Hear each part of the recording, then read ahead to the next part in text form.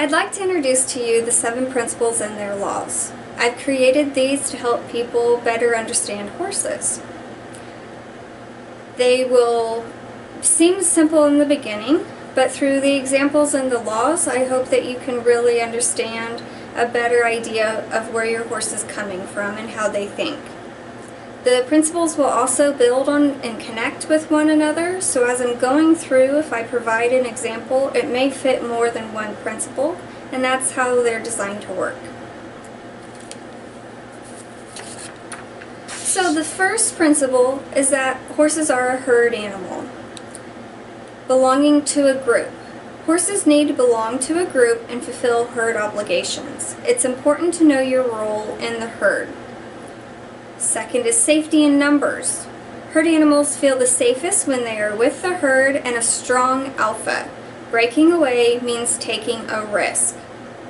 So throughout the herd, there's going to be different types of roles and different types of horses, and it can be an alpha, it can be a protector or a guardian, it can be a horse that's going to explore and discover new areas, it could be the goofball that's going to be playful and stress relieving for the horses.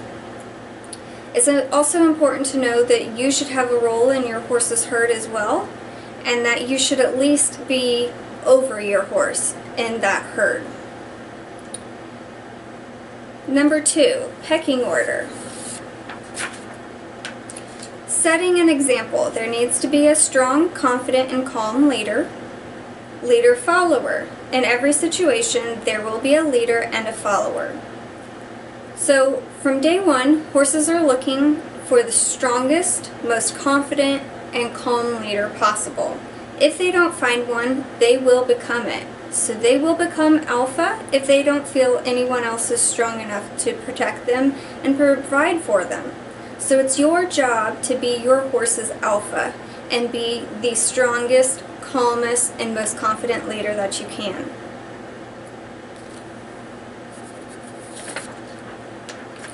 Number 3, body language. This one also will include boundaries. Horses have boundaries for everything: other horses, people, and objects.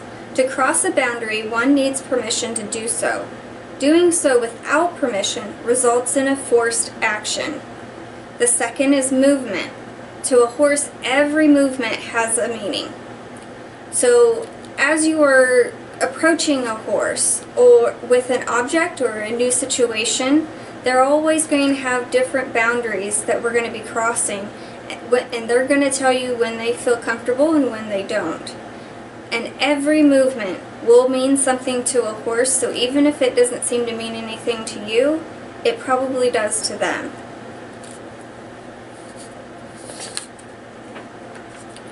Number 4, they're a prey animal.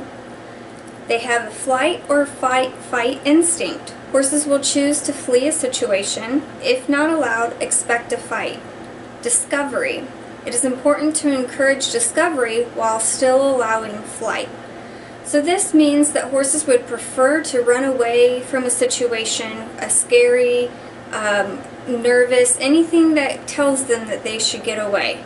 And then we should allow them to come back and check it out. We should not ever keep them from going away from the object or the scary noise or whatever it is that's bothering them. You want to allow that movement, allow them to feel like they can get away from it, and then allow them to reapproach to where they are more in control rather than it chasing them or being forced into a stiff situation.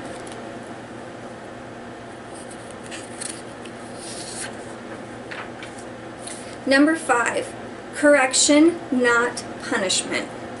Intent. The correction should match the level of infraction. Time. A correction needs to be made as quickly and as swiftly as possible. React within 1.5 seconds to correct, and for no longer than 10 seconds.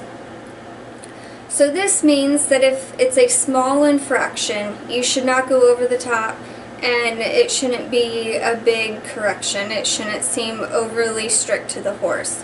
However, if it is something that is vital, such as, and very dangerous and aggressive, such as biting, such as kicking, aggressively running at you to charge you. Those are going to be things that, yes, you can throw up everything that you got because you are defending yourself, and that's exactly what the horse would do as well. But it doesn't mean that if they are just pawing at the ground, nudge you with their head, maybe they just didn't pay attention, maybe they were looking the other way, your correction should match that level of infraction, which isn't that great. Time can also be the difference between punishment and correction. So by that, I mean if you don't instill the correction quick enough, the horse will not connect the dots that correction was for that previous action.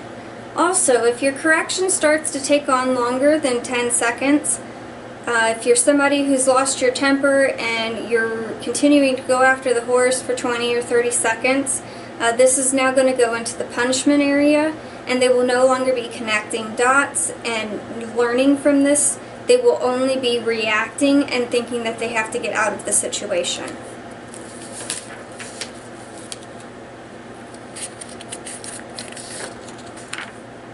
Number 6, group bonding. Grooming. Grooming for horses and humans is very important to their welfare. Playing. Playtime allows for social interactions, exploration, and stress relief. So a lot of times there are situations in this horse world that horses really aren't allowed to be horses. They are only turned out separately in separate paddocks or separate arenas. They are not allowed to have this group time, and unfortunately this does diminish their welfare. So this example is going to be similar to if I told you, an 8-year-old you, that you had to go to a public school. You had to get on a big yellow school bus, but you could only sit by yourself and you couldn't talk to anybody. Then throughout your day you had to sit by yourself at your desk and not talk to anyone. You couldn't really respond and talk to the teacher very much either. When you go to lunch, you have to sit at a completely different lunch table and not have any communication with anyone else. Same thing on your way home. You have to go back to that big yellow bus and sit in that lonely big seat by yourself and not talk to anybody else that you see. When somebody asked how your day went, you would not say that you had a good day. Your welfare would have been diminished. So that's the same as your horses. Your horse does have that need to be in a group bonding experience, and it really does help them relax, get out stress, explore new situations. So for instance, if your horse has a scary area of an arena, turn them out with a couple of friends in the arena and let them explore it on their own, and they're going to overcome that fear a lot more quickly than in a forced situation.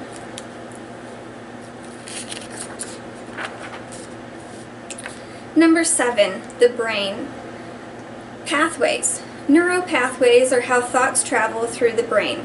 Negative memories create a larger path. The bigger the path, the more easily those thoughts happen.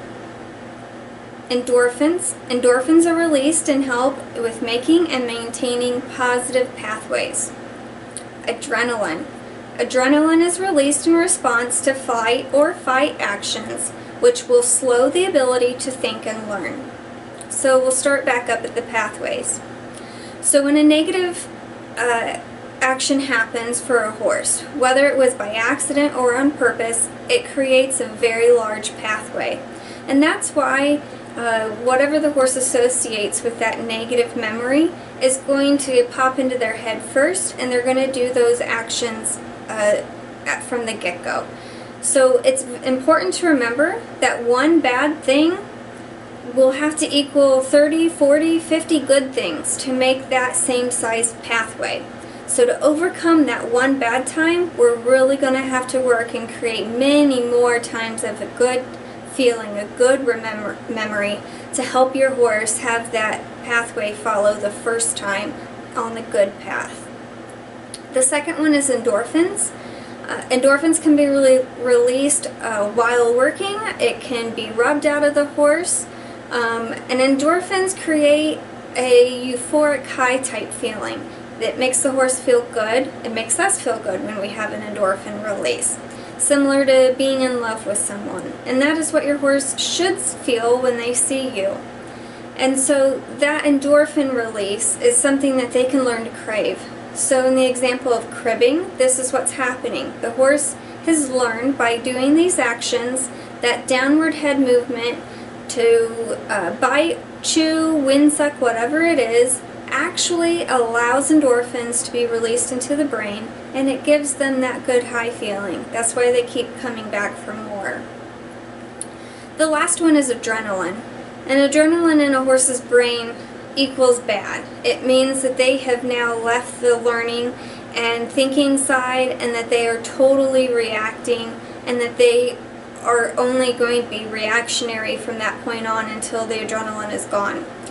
So where this really comes important is while you're working with your horse, if it happens to get scared, nervous, anxious, if we get it separated and now it doesn't feel like it knows you as a strong leader, that adrenaline's going to spike in this horse's brain, and any type of learning and any type of thinking that you are requiring your horse to do is going to be slim to none that it's going to remember for the next time.